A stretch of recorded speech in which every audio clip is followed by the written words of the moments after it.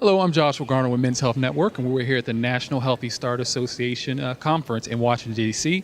I'm joined by Derrick M. Gordon from the Consultation Center at Yale University. How are you doing? Good. How are you? Now, you spoke earlier on the role or how absent fathers impact children or their child. Yeah, thinking about the kind of the different ways in which fathers' absence impact the child and the child's development. And what does your research or training tell you about that? Well, it's kind of multifaceted. One of the things that I talked about was that some studies say that they're kind of impact across a number of areas. Some studies say opposite. And so I think kind of thinking about it, the thing that I wanted folks to walk away with is that it's kind of dependent on the individual and the context. It's depending on the kind of time, but it also it's dependent on kind of what other supports are in place to kind of buffer those effects. And so kind of having folks kind of consider the kind of psychological, emotional, economic, kind of developmental risks that not having a second parent involved in a child's life can have on that child and the child's outcome.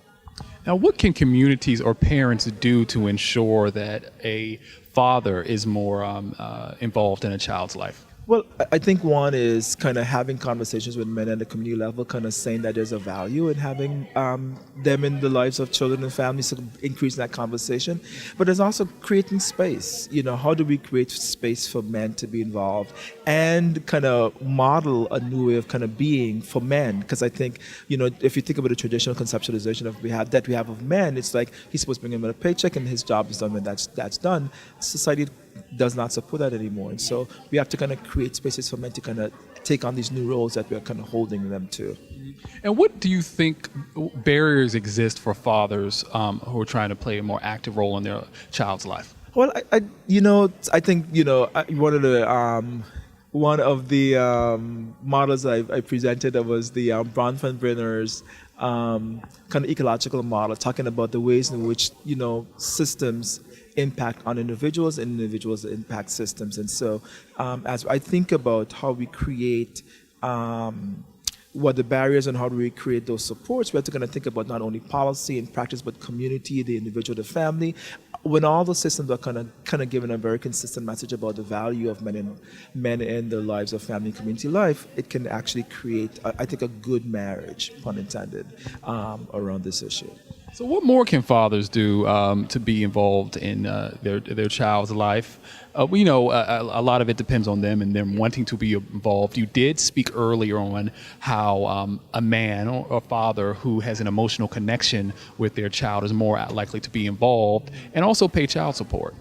So yeah, and I think that talking about how we foster those attachments, becomes a really critical piece, and I think that attachment can be the foundation from which to build. And but the other thing that the hard part of it is showing up. And so I tell folks all the time that the biggest battle is showing up, and then figuring out how you create space when you do show up.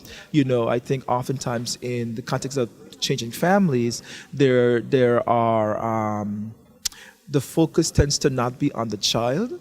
It tends to be on other things. And I say, having men show up and have the focus be on the child, I think can create space for him in a very good way.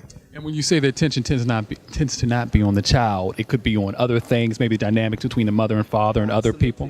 Absolutely. And so kind of thinking about, it could be simply who she may or may not be with now, what she does or doesn't do with her dollars,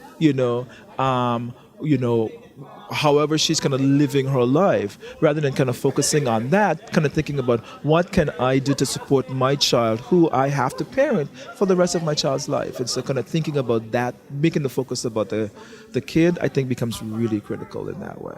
All right. Well, thank you so much, Derrick, for speaking with us. We do appreciate it.